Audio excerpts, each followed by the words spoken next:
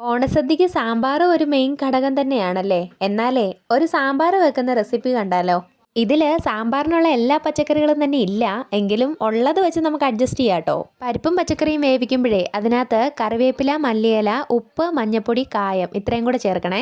ഇത് വേകാനായിട്ട് ഒരു 2 വിസിൽ മതിയാകും കേട്ടോ. ഇച്ചിരി ചൂടുവെള്ളത്തിനകത്തോട്ട് ഇതേപോലെ വാളംപുളി ഇട്ട് വെച്ചേരെ. മഞ്ഞപ്പൊടിയും കളറിന് ആവശ്യമായിട്ടുള്ള കാശ്മീരി ചില്ലി പൗഡറും മല്ലിപ്പൊടിയും പിന്നെ നിങ്ങളുടെ വീടുകളിൽ എന്തേരമാണോ മുളക് പൊടി ചേർക്കുന്നത് അതനുസരിച്ച് മുളക് പൊടിയും ചേർത്തോളെ. ഇനി സാമ്പാർ പൊടി, കുറച്ച് ഉലുവാപ്പൊടി. കായം ഇതിനകത്ത് ചേർക്കണ്ട, നമ്മൾ പച്ചക്കറി ചേർത്തിട്ടുണ്ടല്ലോ. ഇനി ചട്ടി അടുപ്പത്ത് വെച്ച് എണ്ണയൊഴിച്ച് എണ്ണ ചൂടായി കഴിയുമ്പോൾ കടുകിടണം. അത് പൊട്ടിയതിന് ശേഷം നല്ല രുചിക്കും മണത്തിനും വേണ്ടി ഒരു 2 അല്ലി വെളുത്തുള്ളിയും ചെറിയ ജീരകവും കൂടെ ചതച്ചത് ചേർത്ത് അതും ഒന്ന് മൂത്ത് വരുമ്പോഴത്തേനും കൊച്ചുള്ളിയും വറ്റൽമുളകും കറിവേപ്പിലയും കൂടെ ചേർത്ത് നന്നായിട്ടൊന്ന് മിക്സ് ചെയ്ത് വഴട്ടി കൊടുക്കണേ. അത് വഴണ്ട് കഴിയുമ്പോൾ നമ്മൾ എടുത്തു വെച്ച പൊടി ഐറ്റംസ് എല്ലാം തട്ടി ആ പച്ചമണം മാറുന്നവരെ നന്നായിട്ട് മിക്സ് ചെയ്ത് കൊടുക്കണം കേട്ടോ. ആ പച്ചമണം മാറിയില്ലെങ്കിൽ സാമ്പാറിനും ചെറിയൊരു പൊടിയുടെ കുത്തലുണ്ടാകുവേ.